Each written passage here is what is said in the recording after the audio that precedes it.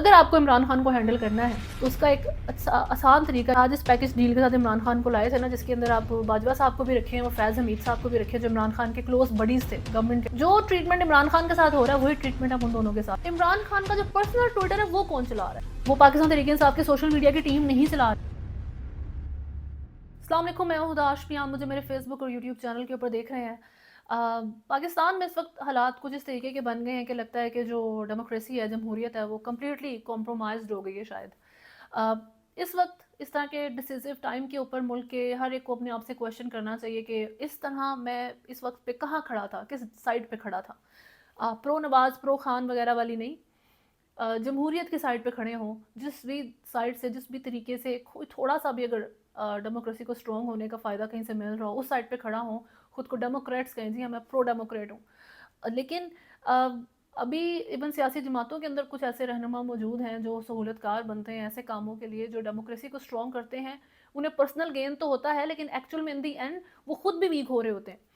आज सेनेट में करारदाद मंजूर हुई है इलेक्शंस मुलतवी करवाने की, और हामिद मीर जो वहाँ मौजूद थे, उन्होंने इसके बारे में ये बताया है कि अचानक से करारदाद आती है, कोई पहले से नहीं पता था वहाँ पर बैठे सेनेटर में मौजूद लोगों को कि यहाँ पर आज को करारदाद भी मंजूर होनी है। और 14 लोग थे टोटल वहाँ पर, सिर्फ उनमें से 12 इसकी जो है हमायत कर देते हैं और जो करारदाद मंजूर हो जाती है। इसके बारे में सुप्रीम कोर्ट बार एसोसिएशन के जो सेक्रेटरी हैं अली इमरान शाह, उन्होंने कहा है कि सेनेट के इस करारदाद की कोई कानूनी हैसियत नहीं है, और वो कौन भी पूरा मौजूद नहीं था, तो सिर्फ 14 अरकान बैठ कर ऐसी करारदाद पास नहीं कर सकते हैं 8 फरवरी के इलेक्शन से मुतल्लिक। इस यही बात अभी हो रही है कॉन्स्टेंटली। जैसे इमरान खान ने इकोनॉमिस्ट में जो लिखा है आर्टिकल, उसमें उन्होंने बहुत सारी बातें बताई हैं कि क्या हुआ है उनके साथ और क्या हो रहा है।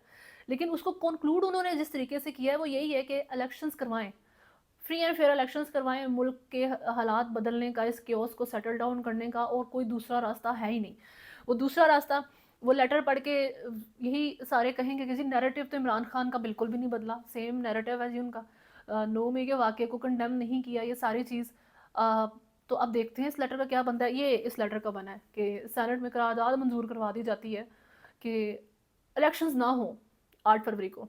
ये जब फजलुर रहमान, मौलाना फजलुर रहमान के ऊपर उनकी वफ़द के ऊपर फायरिंग होती है, तब उन्होंने भी उसके बाद जो प्रेस कॉन्फ्रेंस की उसमें उन्होंने इस बारे में यही कहा कि जी इलेक्शंस ना हो, कुछ डिले से हो जाए तो कोई मसला तो नहीं है सच, और ना मुझे होते नज़र आ रहे हैं इलेक्शंस, और ना होने चाहिए।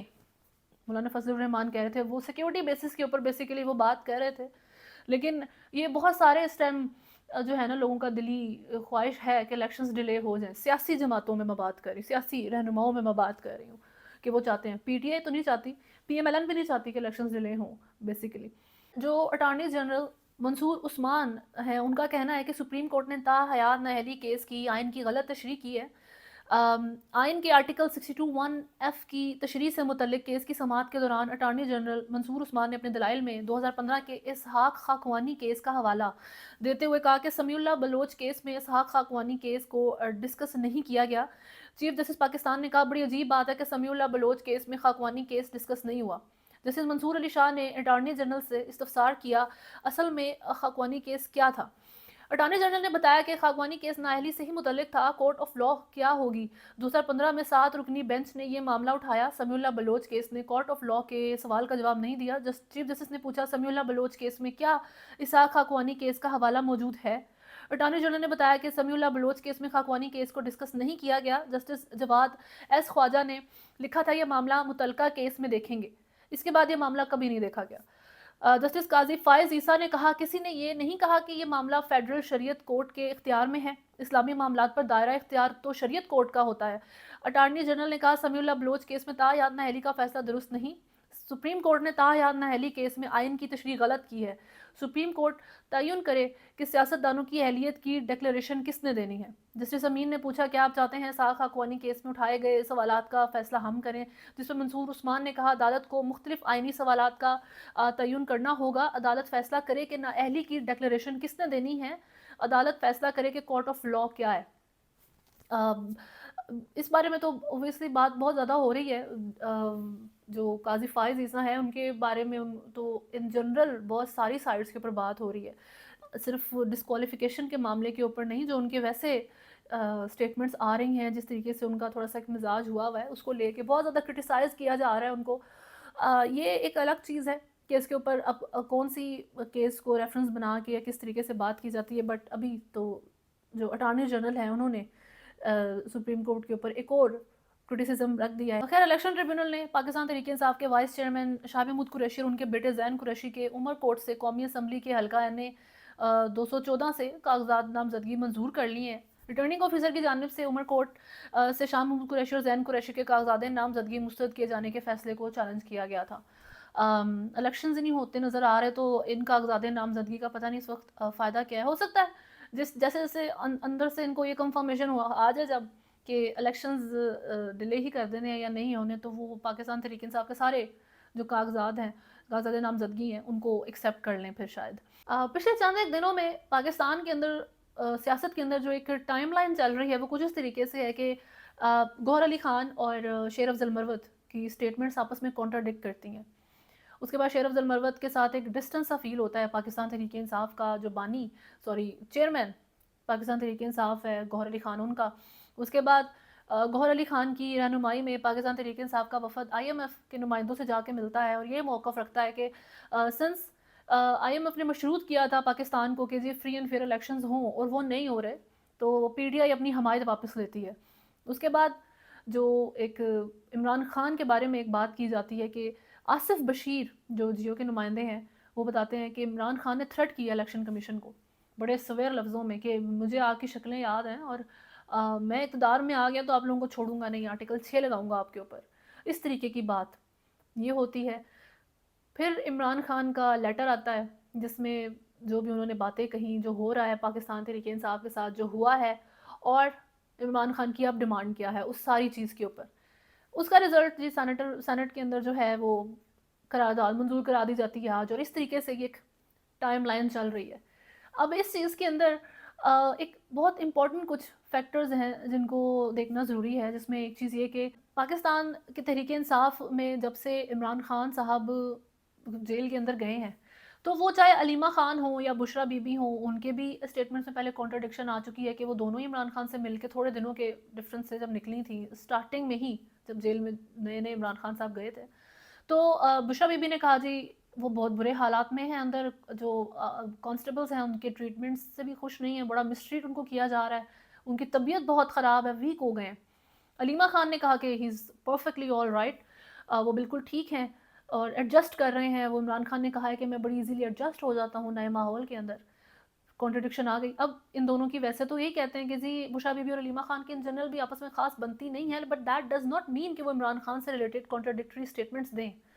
उसके बाद अब ये शेर अफजल मरवत और गौहर अली खान की बात आती है। चले वो तो सियासी बंदे हैं, वो अगर फैमिली थी तो वो कहते हैं, एक तरफ गौहर अली खान कहते हैं इमरान खान सुप्रीम कोर्ट के ऊपर बड़ा रिलाई करके बैठे, उन्हें बड़ी उम्मीद है सुप्रीम कोर्ट से। शेर अफजल मरवत कहते हैं कि कोई उम्मीद नहीं है इमरान खान को सुप्रीम कोर्ट के साथ। शेर अफजल मरवत ने यह भी कहा था कि पेशावर हाई कोर्ट के बारे में उनसे सवाल किया गया कि वो तो आपको बहुत रिलीफ दे रही है, यू शुड बी लाइक अच्छा हो रहा है पाकिस्तान तहरीक इंसाफ के लिए उस कोर्ट की तरफ से। उसके जवाब में शेर अफजल मरवत ने कहा तो सो व्हाट, वो कोई एहसान तो नहीं कर रही है, अपना काम कर रही है।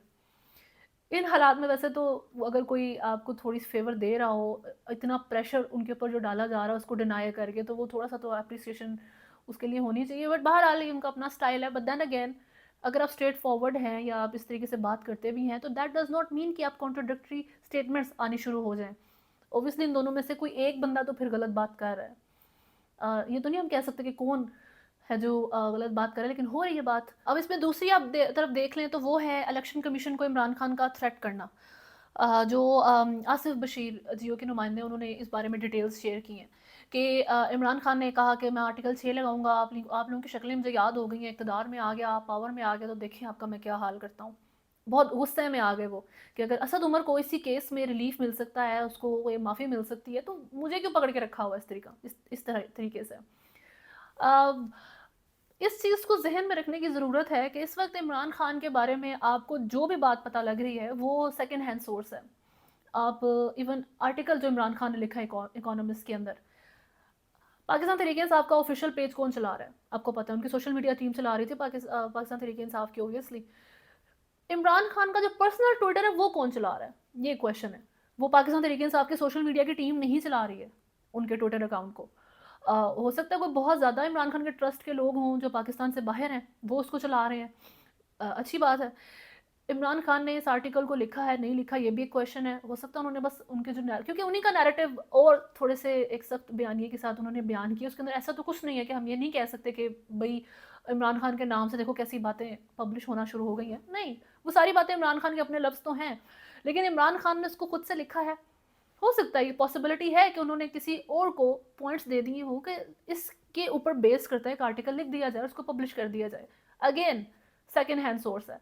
इमरान खान तक बेसिकली आपकी इस वक्त कोई रसाई नहीं है, इमरान खान के लफ्ज़ों तक आपकी कोई रसाई नहीं है। आपको शायद लगे कि जो उनके वकला हैं या उनके जो इस टाइम चेयरमैन है या इस टाइम उनकी फैमिली है जो उनसे मिल के आती है, वो बयान देती है, तो उनकी स्टेटमेंट्स जिस तरीके से इस टाइम कॉन्ट्रोडिक्ट हो रही हैं, अलीमा खान और बुशरा बीबी की तो स्टार्टिंग में ही हो गई थी, तो उनको सारों ने इस बेस पे इग्नोर किया कि इनकी आपस में वैसे ही नहीं लगती। फिर सियासी विरासत की भी जंग चल रही है, इस तरह की बातें हो रही थी। अभी जब गौहर अली खान और शेर अफजल मरवत वाली चीज़ें आनी शुरू होंगी और अब ये जो इमरान खान ने इलेक्शन कमीशन को धमकियां लगाई हैं जी, बड़ी सोयर किस्म की, ये सारी चीज़ें सेकेंड हैंड सोर्सेस इस तरह की बातें आप तक पहुंचनी शुरू होंगी, तो आप रियलाइज़ करेंगे, and this is a question you should ask your self, कि इमरान खान के बारे में इंफॉर्मेशन लेने के लिए वो कौन सा सोर्स है जिसके ऊपर आपको ट्रस्ट करना चाहिए। जितने भी इस वक्त एंकर्स बहुत सारे हैं जो बिल्कुल प्रो जर्नलिस्ट हैं, जो प्रो खान हैं, बिल्कुल खान के बयानिए को वो फॉरवर्ड रखने के ऊपर बिलीव रखते हैं, बहुत सारे हैं, आपको खुद पता है वो कौन है। I want take any names, बहुत सारे उनमें से बाहर हैं। वो काफ़ी आपसे मेरे से कहीं ज़्यादा उनका बेहतर तज्जिया है, उनका बेहतर एक्सपीरियंस है इन चीज़ों में। आई एम सरप्राइज्ड कि अभी तक किसी ने इस पॉइंट के ऊपर आकर फोकस नहीं किया कि आप इस बात का क्या गारंटी देते हैं कि इमरान खान की जो जो बातें आप तक पहुंच रही हैं वो इमरान खान ही कर रहे हैं। ठीक है, इमरान जो इस वक्त पॉलिटिकल पार्टी के अंदर रिफ्ट मौजूद है, जो अपनी अपनी चलाने की, आप शेर अफजल मरवत एक मिसाल है इस चीज़ की, क्योंकि शेर अफजल मरवत इस मिजाज के बंदे हैं जी के कह दिया, ठीक है, यही चीज़ सबको पसंद आती थी उनके बारे में कभी। बट अभी आप मुझे बताएं कि if you have to choose between chairman Gauhar Ali Khan and Sher Afzal Marwat, तो किसको चूज़ करेंगे आप? ठीक है, आप शेर अफजल मरवत को तो चूज़ नहीं करेंगे, क्योंकि he is not the person जिसको इमरान खान ने जो है चेयरमैन बनाया पार्टी का। आप गौहर अली खान को चूज़ करेंगे, लेकिन शेर अफजल मरवत अगर इस तरह से बात कर रहे हैं, तो एक इनफरादी सोच उनकी जो है वो उसको एक्सप्रेस करने पे बिलीव रखते हैं, इस वजह से वो इस तरह बात कर लेते हैं। तो उसमें बिलीफ जो है किसके ऊपर जो किया जाए इस सारी सिचुएशन को लेके, वो एक टफ सिचुएशन बन गई है with the passing, with every passing day. और सबसे इम्पॉर्टेंट चीज़ ये है कि जो नैरेटिव अपनाया गया है लेटर के अंदर भी, आर्टिकल के अंदर भी, उसको भी आप नज़र में रखें, या इलेक्शन कमीशन को धमकियां लगाने वाली बात भी, कि इस सारी चीज़ का असर इमरान खान के ऊपर ही जाना है। इलेक्शन कमीशन को इस तरीके से धमकी देना आर्टिकल 6 की, तो ये चीज़ आप नोट करें कि इलेक्शन कमीशन का कोई रिस्पांस तो नहीं आया इमरान खान के इस थ्रेट के बाद, हालांकि जिस तरीके से उनका अभी मिजाज है वो रिस्पॉन्स करते। तो आई एम नॉट सेइंग कि ये गलत है, लेकिन एक बात है कि इसका जो रिजल्ट आएगा, जो इसकी नुकसान आएगा, वो इमरान खान को ही आएगा। अगर आप देखें कि जिस तरीके से उन्होंने लेटर लिखा है उसमें उन्होंने एक स्ट्रिक्ट नैरेटिव अपनाया है, उसका भी अगर मलबा गिरेगा तो वो इमरान खान के ऊपर ही डायरेक्ट आकर गिरेगा, क्योंकि वो जेल के अंदर है और उनका बयानिया अब तक अभी तक एक लफ्ज़ भी नहीं पहुंच रहा। Basically first hand Imran Khan ने अभी तक आपसे एक बात नहीं की, आपको कोई आइडिया नहीं है कि कौन सी बात अभी तक जो आप जिसके ऊपर बिलीव करके इमरान खान के झंडे उठा के फिर रहे हैं कि ये खान ने बात बोली है, उसने बोली है या नहीं बोली है। ये बात हो गई। दूसरी बात ये है कि जो इमरान खान है हमारे मुल्क के अंदर, जिस तरह से उन्होंने लेटर के अंदर भी बात कही है ना कि लगता है डील हो गई है नवाज शरीफ की इस्टेब्लिशमेंट के साथ, उन्होंने लफ्ज़ इस्तेमाल किए हैं। तो पहले शायद इस्टेब्लिशमेंट की इमरान खान के साथ डील हुई थी, और हमारे मुल्क की जो अथॉरिटीज़ हैं इन्हें आदत है नवाज शरीफ और जरदारी वगैरह की, क्योंकि वो थोड़े से शरीफ लोग हैं, सच्ची जो बात है, और शरीफ भी हैं और थोड़े से मफाद परस्त भी हैं। उन्हें पता लगता है कि अच्छा हमारा थोड़ा सा फ़ायदा हो जाएगा तो लेट्स डू दिस ना, कोई नहीं, इतना नुकसान बर्दाश्त करके इतना फ़ायदा ले लेते हैं, इस तरीके से वो सोचते हैं। अब इमरान खान उस मिजाज के बंदे नहीं हैं। इमरान खान इस मिजाज के हैं कि अगर तो आपने, पहली तो बात यह है कि यू मेड अ डील, तो पैकेज डील थी, तो पैकेज डील आई थी, पैकेज डील ही वापस जाएगी। ये इस तरीके से है कि बाजवा के बारे में उन्होंने जो लफ्ज़ इस्तेमाल किया है बैक बेंचर पार्लियामेंट के अंदर, इसका मतलब है कि एक फ़ौजी होने के बावजूद जिनका सियासत में कोई काम नहीं है, बट वो एक बैक बेंचर के तौर पे पार्लियामेंट के अंदर मौजूद रहे हैं, सारे सियासी फैसले करने में भी हाथ रहा और होते देखने में भी उनका जो है ना विटनेस रहे हैं बाजवा साहब। तो अगर आपको इमरान खान को हैंडल करना है तो उसका एक अच्छा आसान तरीका ये है, जो एक्चुअल तरीका जो काम करेगा वो सिर्फ एक है कि आप जिस डील के साथ, जिस पैकेज डील के साथ इमरान खान को लाए थे ना, जिसके अंदर आप बाजवा साहब को भी रखे हैं और फैज़ हमीद साहब को भी रखे, जो इमरान खान के क्लोज बडीज़ थे गवर्नमेंट के टाइम पे, तो जो ट्रीटमेंट इमरान खान के साथ हो रहा है वही ट्रीटमेंट आप उन दोनों के साथ करें, फिर जाके आप इमरान खान को टैकल कर सकेंगे। एक बात तो ये है। दूसरी बात, अभी आप देखें जैसा फैज़ हमीद साहब को 2 दफ़ा जो है बुलाया गया कमीशन के सवालात के जवाबात देने के लिए, वो नहीं आए। इन दी एंड उन्होंने इसके ऊपर गुस्सा नहीं किया कमीशन ने, दे वर लाइक चले हमको वीडियो के थ्रू इनका हमें जो है जवाब मिल जाए, हम टाइम निकाल दें वो हमारे लिए, ठीक है। फिर उन्होंने जाके जवाब दे दिए, जो भी सीन बना। तो आप ज़रा अथॉरिटी चेक करें ना। असूलन तो अगर आप ज़रा लॉ वो कॉन्स्टिट्यूशनल ग्राउंड्स के ऊपर अगर हमारा मुल्क भी ज़िंदगी में चलता होता, तो ये इमरान खान के साथ इस टाइम इनको भी कोर्ट के अंदर इनकी हेयरिंग्स हो रही होनी चाहिए थी, बाजवा साहब की और फैज़ हमीद साहब की। नहीं हो रही ना, सिर्फ इमरान खान को कॉर्नर करके पार्टी ख़त्म करने के ऊपर तुल गए हैं सब। तो इमरान खान इस चीज़ पर चुप करके बैठेंगे, उनका मिजाज है। कंफ्यूज कर दिया उनको नून लीग के साथ, पीपल्स पार्टी के साथ, जिस तरीके से 75 सालों से हुकूमत यहाँ पर होती आई है, सिविलियंस जिस माइंडसेट के यहाँ पर रहे हैं। तो इमरान खान से आपको बहुत सारे इख्तलाफात होंगे। इमरान खान के साथ जैसे अभी IMF की डील PTI ने अपनी हमायत वापस ली है, इट्स अ बिग मूव। तो मैं तो इस बारे में हमेशा बात करती हूँ कि स्टेट को डैमेज तो नहीं आना चाहिए ना। मैं इमरान खान के सिविल डिसओबीडियंसी की जो कैंपेन थी उसके भी बड़े सख्त खिलाफ हूँ। तब तो इमरान खान साहब वो कभी गवर्नमेंट में भी नहीं आए थे। गवर्नमेंट में आने से भी पहले इमरान खान ने सिविल डिसओबीडियंस की के बारे में कॉल दे दी थी, कंटेनर पे खड़े होकर बिल चला दिया था, इसका डायरेक्ट डैमेज आपकी स्टेट को जाएगा, ठीक है, आपकी इकोनॉमी डैमेज होगी इस तरह की हरकत से। तो इस तरह के कामों से अपने बात को मनवाने के लिए इमरान खान ये काम कर चुके हैं। अभी आपको लगता है वो IMF के साथ नहीं करेंगे? अब तो वो गवर्नमेंट में भी आ चुके हैं, अब वो जेल के अंदर भी हैं, ठीक है। वो इस एक्सट्रीम तक जाने वाले बंदे हैं। ये एज अ सपोर्टर आपको पता होगी बात, एज अ एनालिस्ट भी आपको पता है। लेकिन ये जो अथॉरिटीज़, जो इमरान खान जिनके बारे में कहते हैं कि एक पेज पे था, एक पेज वाली जो बात चलती है, उसको आप नज़र में रखें। तो you can't tackle him down unless कि आप उन सारे लोगों को टैकल करें जो जो इमरान खान के साथ उस वक्त मौजूद थे, जिनके बारे में इमरान खान ने अपने लेटर के अंदर भी जिक्र कर दिया है। और तब तक आप कुछ भी नहीं कर सकते। ये जो कन्फ्यूजन आपको थोड़ी सी हो गई है इमरान खान के बारे में कि ये जिस तरह आया था अकेला, इसको आया तो सारों के साथ था, भेजेंगे अकेला, because this is how it's always done. It's always been done like this कि नवाज शरीफ जैसे मर्जी आता था, जाता अकेला था, जलील अकेला होता था, जेल में अकेला होता था, मुल्क से बाहर जाके केसेस अकेले भुगतता था। जरदारी के साथ, भुट्टो के साथ भी यही सब कुछ हुआ है। लेकिन इमरान खान वो बंदा नहीं है कि वो आया सारों के साथ है तो जाएगा भी सारों के साथ ही, ठीक है। This is how you can tackle him down. Constitution तो यही कहता है ना, लॉ के लिहाज से कवानीन को अगर आप फॉलो करें फिर तो यही चीज़ बनती है असूलन। लेकिन इलेक्शंस होते हुए नज़र नहीं आ रहे हैं, मुल्क के अंदर हालात और वर्स की तरफ जा रहे हैं। लेकिन एक चीज़, जितना मर्जी आप स्ट्रेच करना चाहते हैं इस क्योटिक इन्वायरमेंट को, आप करें जो आपने करना है, आप एक्सपेरिमेंट आपने करना है, जो दूसरे तीसरे तरीके अपनाने आप अपनाएं। इस वक्त आपकी जो अथॉरिटीज़ हैं वो भी ना करें अपने किसी बंदे को अकाउंटेबल। चलें ठीक है जी, इस्टेब्लिशमेंट अपने बंदे रखे अपने पास। एक जो हल, एक ही सिर्फ एक हल है जो सारी सिचुएशन का निकलेगा, जो आपको फ़ायदा देगा, वो सिर्फ एक ये है कि जब तक पाकिस्तान तहरीक इंसाफ ये रियलाइज़ ना कर ले, या पाकिस्तान ये जो मुस्लिम लीग नून है वो ये रियलाइज़ ना कर ले कि भाई आना पड़ेगा एक पेज के ऊपर, एक दूसरे को प्रोटेक्ट, एक दूसरे को थोड़ी बहुत सपोर्ट, जो सियासी सपोर्ट होती है, जो राइवल दे देता है, दुश्मन नहीं देता, राइवल देता है। तो जब तक आप वो एक दूसरे को नहीं देंगे, तब तक आप इंडिविजुअल लेवल के ऊपर जलील और ख्वार होते रहेंगे, सफ़र करते रहेंगे, जो इस वक्त आप सफ़र कर रहे हैं। नवाज शरीफ भी सफ़र कर ही रहे हैं, ठीक है। आपने जो है ख़ुद नोटिस नहीं किया कि किस तरीके से मुस्लिम लीग नून बड़ी खामोश है। क्या वो बड़े फ़ायदे में जा रही है या क्या उसके साथ सिचुएशन चल रही है? जवाबात तो नवाज शरीफ साहब भी बहुत सारे चाहते हैं इस दफ़ा जी, अपनी अकाउंटेबिलिटी चाहते हैं, अपने तीनों टेन्योर्स की अकाउंटेबिलिटी चाहते हैं।